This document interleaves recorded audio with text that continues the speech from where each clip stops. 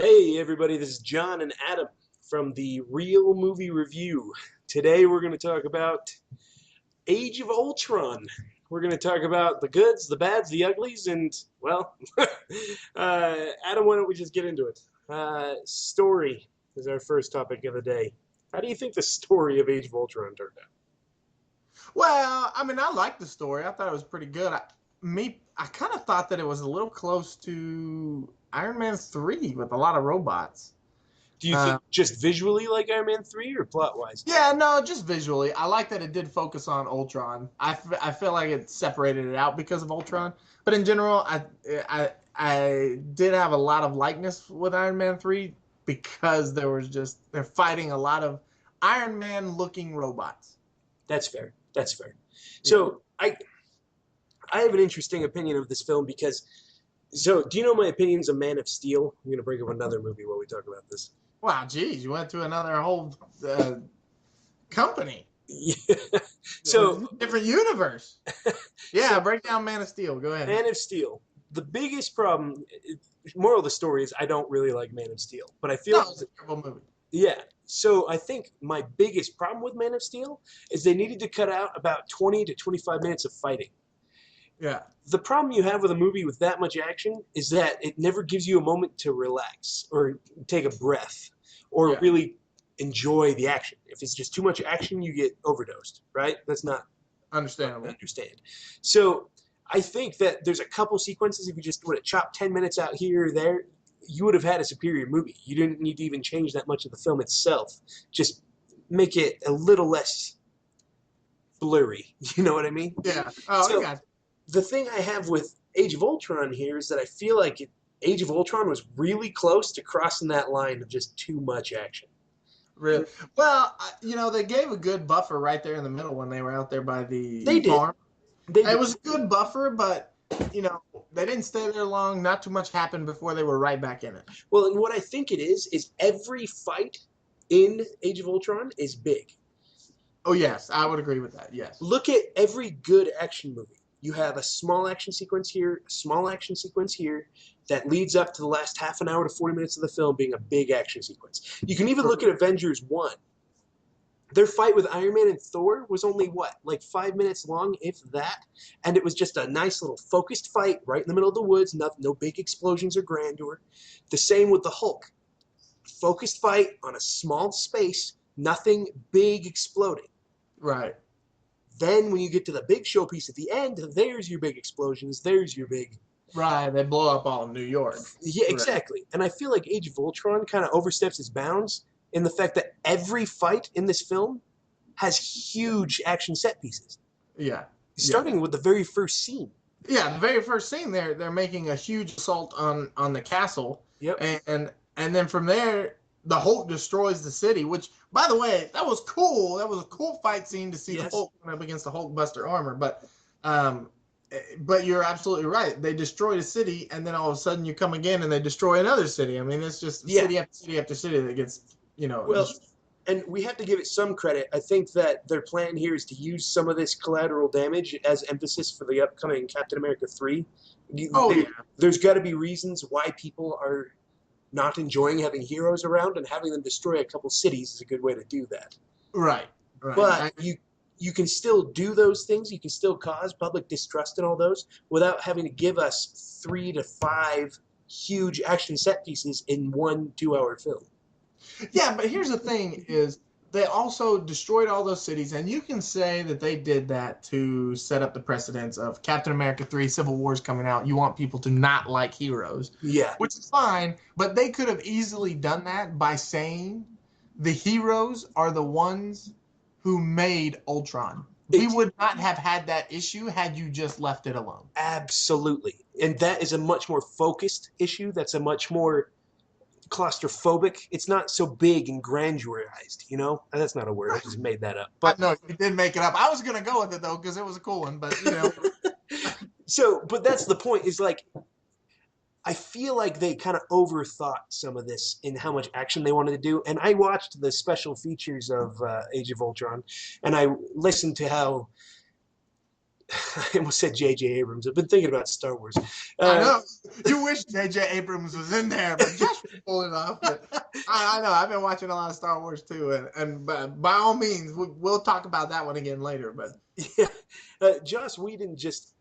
He was even talking about how he wanted to do the big superhero pose at the beginning because he felt like that needed to be at the start, where that freeze frame of all of them in the shot together. oh And I yeah, feel like I know that's how the last one paid off, but it earned that payoff. This right, time we had nothing earned that. We just get it for free off the bat. And then right. by the time we get to the final like slow-mo pose of all five of them fighting, we've already seen it like twice in the movie already. We don't care. Mm-hmm. Oh yeah, yeah, yeah, yeah. So I don't know. That's some of my thoughts on the story. Did you have any other thoughts on the story? No, I mean I think that pretty much wrapped it up. And this kind of starts going into actual characters. But the other thing that I didn't like is everybody always talks about, um, oh, we're gonna lose somebody, or somebody always loses an arm. You have to have some kind of loss in the movie, Yeah. and so they revert back to, Spoilers alerts, oh everybody. yes, spoiler alerts. You should have already known that we're talking about lots of things that we already told you. A couple cities get leveled, and the whole cluster's in fight. Spoiler alerts. That's exactly right. But they talk about, the quote unquote miracles, Mhm. and Quicksilver dies. Yeah. And so they were like, "Oh, that's your loss," and I'm like, "Yeah, but he didn't really feel like an Avenger. I mean, he was Avenger for what? Like, I mean, literally in real time, what, 24 hours? Yeah. I mean, even his sister was being convinced, "Hey, you're an Avenger if you step out of this building in the middle of the battle." Yeah. So, I mean, you're technically talking like 20 minutes. Well, unfortunately, they put Quicksilver in the role of being a red-shirted person on Star Trek. it's Yeah, the yeah, new guy introduced this episode. He said a few lines that means he's going to die. yeah, yeah. Which, I mean, it's interesting. I know why they kept the Scarlet Witch, because she can just be amazing, and they kind of want more female personnel there. But I did like Quicksilver. I thought he was one of their comedic relief, other than Iron Man, because I honestly feel like Iron Man's the only one that offers any kind of comedy. Um, Yeah, they I they try mean, and they try and give each of them a funny moment in this film, yeah, but the only one that really relies on that humor is Iron Man. yeah. I mean, with Captain America, he's not really that funny. He normally says little stuff like, um, when they joke at him about saying, "Hey, well, language." Yeah. I don't really see that as comedy from Captain America. I just see that as, Well, that's his, Iron Man's joke. I mean, he's the one that exactly. It's starts. Iron Man making fun of him about it, and everybody else just kind of rides his coattail. And I really wish that they, um, I don't know, made it a little more comical and split it up more, so it wasn't just the same guy. Although it does match his Well, character. but this comes back to Joss Whedon's writing in general. Granted, Joss Whedon's got some great films, and people are a huge fan of this guy. Yeah, like Firefly and Hold on, what? I couldn't hear what you said. I pretty sure. Serenity Nah. was another. Yes, yeah, yeah. See, the thing with Joss Whedon here, he does not know how to let a moment go by without a quip. Like there has to be some funny comment in every portion of dialogue. It's like Yeah, nobody can have a conversation without somebody being snarky or somebody like making a little witty remark. You know what I mean? And he yeah. does that with all of his characters. Like you watch Age of Ultron again, and you try and see any conversation that doesn't try and get by you without a little funny moment. That is true. Especially, and you can see, that's a great point. But you can see it amazingly in Ultron himself. Well, yeah, but that's He's part of like, Jason Spader is an incredible actor. Like he is, and I absolutely loved his voice, and I absolutely loved that they picked him to be the villain, because he does have an amazing voice for villains. and However, there were times where he would be like when he cuts the guy's arm off, and he's like, Yeah. "Ooh, ooh, ooh, I'm sorry. I'm sure you'll be okay." I was kind of like, oh, "No, man, make him a hardcore villain. Well, Make him a villain. I don't want him to be jokey. That's in my opinion. I well, didn't but want he Ultron. was. I felt like his humor. I enjoyed his humor very much. But let's just claim now we're into the character section of this because we're going to talk about these characters more specifically here. All And right, let's go ahead and start with James Spader. I think I called him Jason a second ago. James yeah, Spader's voice. I The character of Ultron was fantastic, yes, but absolutely. we did not get to know that because we barely got to meet him. Yeah, He yeah, was in the movie for what, 30 seconds before he said, "You know what? I think blowing up the planet's my favorite thing." yeah. Yes, yes. No, I agree. You're right. We barely got to meet him before he goes out, and even when he does go out, he says short little lines. But I love the fact that a lot of his lines is like quoting. Like the first time you see him in the church, and he's almost like when he says, "This is where I will build my church" or Yep. stuff. He doesn't say, "I just want to wipe out the world." Like you can see his reasoning behind it, and he almost looks at himself like he is a savior. Like I'm going to save the world from the human race, Yeah. Yeah. and I think they portrayed that well, in my opinion. Well, but here's my other concern with that. The only reason people aren't calling him a super cliche villain right now is because James Spader did a terrific job at making him funny and interesting. But that whole premise is Skynet, and we have had Skynet over and over and over again. Well, Give, why? What would you have done differently to make it a killer robot that wants to kill the whole world, other than I just want to kill the world? you're gonna ask me on the spot right now? I'm gonna ask you on the spot right now, big deep question. I don't know, but not what. I feel like that answer is like question A on the quiz. It's the first thing you come across every time you talk about killer robots. It's the first thing anybody thinks of. And I feel like if we would have just took some sort of twist on that, if we would have changed it in some way, it really would have helped that To make character. it worse. No, I agree. It would have made it worse had they twisted it and changed it in some way. No, but I mean, I, I think most of the time when they change it and go the different out, even though it's completely cliche. I mean, you have Terminator, iRobot, the whole 9 yards. I mean, like every killer robot movie is that cliche. Yeah. But when you twist it, you go from something that actually makes sense to just wait, why? Yeah. But then you start getting into what's the old timey oh shoot, I just forgot it. The old timey movie about the killer car that when people get in it, it just killed them. Oh yeah. Yeah, then you start getting into stuff like that, and you're like, wait a minute, why? This is not a horror flick. This is you got to have an intelligent robot to be able to threaten the world more than just I want to kill it. Yeah. I It's don't got to know. have some kind of push behind it. For anybody that's listening to this, put in the comments of wherever you're listening on this what you could think of to change a cliche in this regard. Because I feel like something has to be there has to be something we're just not grasping right now that could twist this in a way that would make it original again. Oh, I'm sure they would, and whenever they think of it, it'll be like a new amazing idea, and everybody will absolutely love it, and it'll be a great movie if done right. Okay, well, we've talked a lot on James Spader. That's Tell true. me about some of these other characters. Do you feel like the characters in this movie are good? I do. I mean, I feel like, well, especially I've loved Thor and both of the Avengers. And the first one, just because I felt like that was the first time they did Thor, not Thor, forget Thor, Hulk. Forget Thor, Hulk. In the first one, I thought they did a good job in introducing Hulk and letting the general public really enjoy him and like him and grasp on him. In this one, I think, especially after he destroys the city, I think you start seeing a little deeper of what kind of trauma that does to him. Yeah. You Okay, know, another thing then, how do you feel about him and Natasha Romanoff? I love it. I love it. Really? Yes, I do. I love it. Why I is love that? it. Well, just because it adds for me it adds a depth to his character. I did not like the whole um, Spider-Man aspect where he has this one girl that he really likes and he always is trying to hide Yeah. from hide her from the world and everything. But now he has, uh, this love interest that is an Avenger. Yeah. He doesn't have to hide her. She can take care of herself. She's a big girl. You Yeah. know, and I like that she's able to do that. I was crushed and happy at the same time when she betrayed him. Did you But throw him in a giant hole? when she threw him in the giant hole, yeah. But I do like their little love interest they got going on.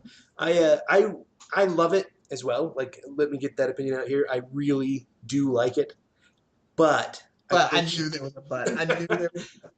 if they could have just given me a little bit of forewarning, some sort of chemistry reaction between the two, that I could have seen that was growing naturally. Because by the time we see them together in this film, you have no inkling that they have been interested in each other at all. Do you know how easy it would have been? All they would have had to do is have Captain America discover that Natasha has called Bruce Banner recently in Captain America 2. Just do a side quip really fast of her saying, "Are you talking to Bruce? Oh, no, no, never mind." Just do something to show that they have been interacting outside of these two films. That's true, but I don't know. I mean, do you think in Winter Soldier, which I could talk years about Winter Soldier, but do you think in Winter Soldier that they had already thought ahead that they wanted to make them a love interest? No, and that's the problem. This Yeah. didn't show up until now. They should have forecasted it a little bit better. Like, Joss Whedon has a point. Like, these two characters are very similar in nature. Yeah. And them being together is natural. Like, it totally makes sense to me, and I am just fine with that. But I think that the audience would have had a better time with it if it would have shown some natural progression. It goes from we are like company people, we work together, to romance interests overnight. Yeah. Yeah. That's true. I mean, I was okay with it just because it showed her in the very beginning doing the little tickle your hand thing. And then it shows them at the party flirting with each other, and you can kind of see it blossoming. Especially if they weren't planning on it when all the other movies came out. Yeah. I was okay with it. Could they have eased this into it a little bit better? Yes, of course. I would agree with that because they did go from flirting at the party to um, being in the farmhouse and saying, "Hey, let's run away together. We'll be a happy little couple on a farm." Yeah. I mean, that was a drastic jump, but I was like, "Whoa, okay." But Yeah, it is what it is. It's it is. And the moral of the story is I'm okay with the romantic interest, but I think that we could have developed it a little bit more. yeah, no, I agree. I agree. So I want to hear more about your opinion of these characters in general. We talk a lot about a movie called Wreck-It Ralph. Small little film, maybe nobody's heard of it, but Wreck-It Ralph, put out by Disney. Which I So, love. I love. Wreck-It Ralph is so dear to my heart. Wreck-It Ralph is one of my favorite movies of the last 5 years. So Yes. the, Yes. there's a comparison we draw from often when we're talking about movies like these with Wreck-It Ralph. Wreck-It Ralph is very much a character-driven story. It's a story driven by the characters that are in it. Everything progresses solely because of the characters in it and the choices they make. Wreck-It Ralph is a fantastic example of that. I think we get a bit of that here, especially with Tony Stark. He's the reason the bad guy even exists, and it's his decision that gets Ultron built. It's his decisions that get the Vision built. But outside of that, do you think this is a character-driven plot? No, Why do you think?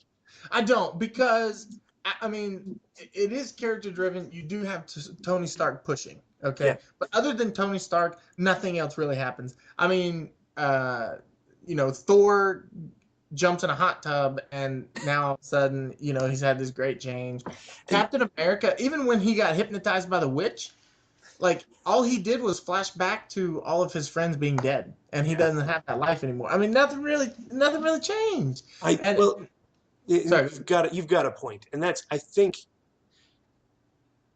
because Tony Stark is making decisions, so that's one of the major elements in a character-driven plot. That's a win. right, Thor makes a decision to go jump in that hot tub. The problem is that hot tub has nothing to do with the story at hand, so it doesn't drive the plot. right. So it's a choice, but it's a choice for a different movie. Yeah. Dude, The now, only the only real choice that Thor did is after he jumped in the hot tub and he got all drugged up and realized, oh, I better shock this thing, is he made the choice to go back and without anybody else's even say, like he didn't even give him a word. Yeah. He jumped on the thing, sparked it, and gave it life. Yep. Yep. And then after they were done, he was like, "Yeah, I had a vision. Boom. There's your name, by the way." Yeah. So, I mean, I don't think it was character driven as much. If it was any character driven, I would say it was more Ultron than anything. It's true. Well, and Tony Stark as well. But Well, of course, yeah. Apart from Tony Stark, giving it him as the yeah. natural. Well, I think a point you've brought up before is how not many of the characters change over the course of this film. Like you Oh, start at the beginning, and the characters are pretty much the same people by the end. yeah, no, and it's the same with the original Avengers, which I was bringing up with Ultron, and I'm assuming they're either going to do this in the Civil War or they're going to do it in the very first Infinity Wars movie. Okay. I'm praying and I'm hoping that they do this, but they actually have the Avengers lose Yeah. in their mind, Yep. because as of right now, each one of them and in each movie they have not lost. They're unstoppable. They've been. They're unstoppable. They're absolutely unstoppable. So every time I watch the movie, I know nothing's really bad going to happen. I mean, in the first one, they didn't lose. They just had to learn how to play in the same sandbox. Yeah, that's true. You know, they had to learn each other's roles, but they didn't lose. Okay. In Captain America, Winter Soldier, he didn't lose. And Iron Man, he didn't lose. Nobody lost anything. And which is why we go back to this Wreck-It Ralph of what a great character development is. What I want to see is, and you almost saw it in Ultron. For a second there, I thought, they did it, yeah, but they didn't. And I wanted to see the Avengers have to make a decision on who lives and who dies. And be forced to make that decision. And be forced to make the decision, because that single-handedly would break them apart. Absolutely. Like if there was no way to save everybody. If there was no way to save everyone, and they eventually had to make the decision, because you know Captain America is going to want to stay there and be like, no, we're saving everyone, which means someone's going to have to pull him out against his will. Yes. Which means he's going to be mad. It's going to hang over his head. Everybody else is going to be mad because they just watched all these people die. Yep. And it's just going to rip them apart, and it'll be their first real loss as the Avengers. And that's what's going to make a huge character change, and that's what's going to push them to be even further and even stronger for the Infinity Wars, I would bet. Well, and you know, honestly, I think what we're thinking here could easily take place in this next Captain America movie. This next Captain America is an easy setup for this kind of a thing. I know, and I don't know if I want it in Captain America, because I think if you're going to do something as big as the Infinity Wars and you're going to break it off into two movies, you had better make the first movie feel more like Empire Strikes Back. Well, the thing is like the Civil War storyline in the comic books has a situation where heroes accidentally kill a bunch of innocent people, and that's where the whole thing stems from. And so the assumption is, like, this is not, I'm not going to say spoiler warning here because I don't know what happens in Captain America 3. I have not seen it. But the assumption is that something of these new Avengers, Captain America's new team, is going to make some sort of mistake that's going to cost lives, going to cause the world to distrust the Avengers. It's going to change the dynamic of how the Avengers are viewed. Right. Yeah, and I realized that they would be setting up Captain America 3 for that. I'm just, when it comes to the Infinity Wars, me personally, I think if you're going to do it as a two-parter and you're going to have that many people involved, especially if they're talking about bringing in the Guardians of the Galaxy and Spider-Man and all these other people they're talking about getting involved, now you're talking about a huge cast, which means you don't have much time to set up any kind of story. Absolutely. Right? You got to get it going, which means something big has to happen to rip everybody apart. Well, and I'd be shocked if it didn't happen that way. I think that would be necessary. Right. And I think when people watch it in Captain America 3 and they do that same thing, and then all of a sudden it happens again in the Infinity Wars Part 1, that people are going to go, this is kind of the same thing. Yeah. But because that's like literally that choice, that decision is the thing that would break the Avengers apart. Because we just saw in Age of Ultron that if one Avenger goes against what the rest of the team thinks, it doesn't really rip them apart. They just get mad at each other and they keep on going. Yeah. Then they solve it and then they hug and they talk about And then they consequences. solve it, they hug, and they keep going. That's right. They still have their cool fight scene. Well, we've inadvertently stumbled into our third topic, and we've been on this for a while, the future of the franchise. And I think we've got this pretty clear that the future of this franchise is going to rely heavily on needing to create a little bit more story-driven products. I feel like the last few Marvel movies, Ant-Man aside, I loved Ant-Man. but the last few movies have not really given us anything to chew on, you know? Like Yeah, it's most yeah, it's all fluff for the most part. It like I didn't need to watch Age of Ultron to get what's going on in the next Avengers movie. Right. Right. So, no, all right. you know, but going on with the future of the franchise, we're talking about Age of Ultron.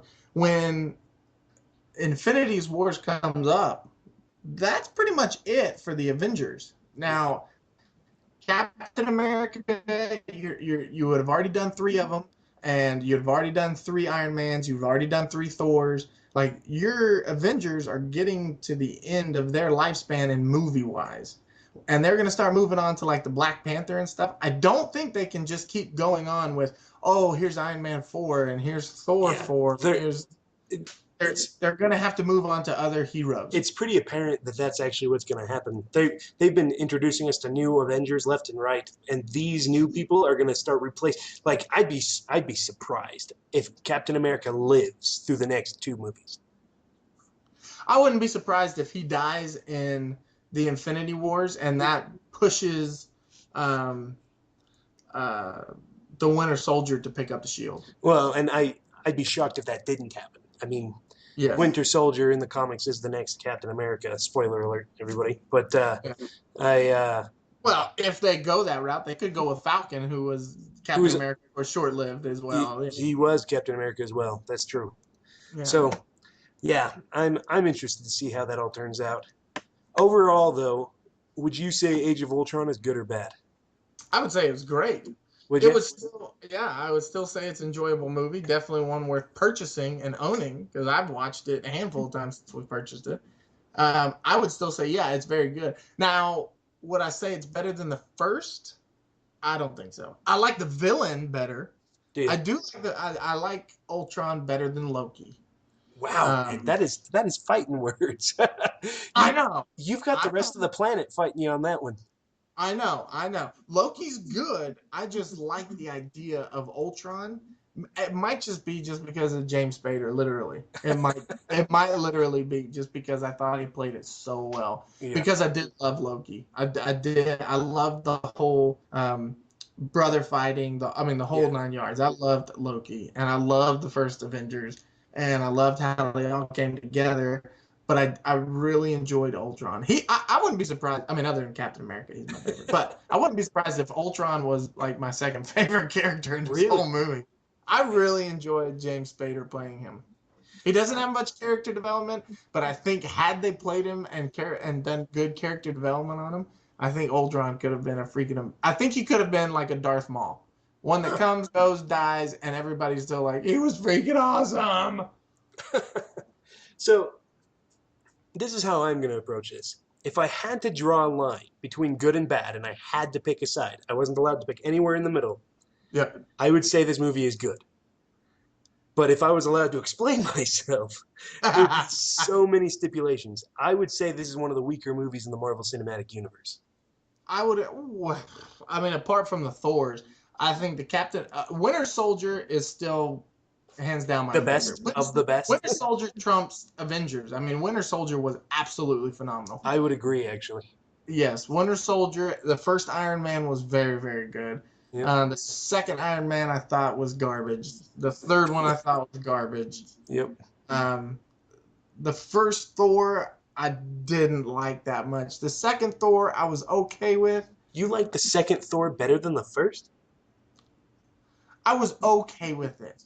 I was But you were okay. more okay with it than you were with the first. I don't know if I was more okay with I it. want you I to was go okay. back right now and watch those two movies and tell me how you feel, because I do not believe that is what you actually think. These, I just feel like in the Thor movies, they spend so much time talking about Odin and his home and his relationship with the girl that there is absolutely zero character growth. yeah, there is. That is very correct. In the first one, he gets banished to Earth, makes some eggs, and all of a sudden he's worthy to hold a hammer. And I was like, come on, man.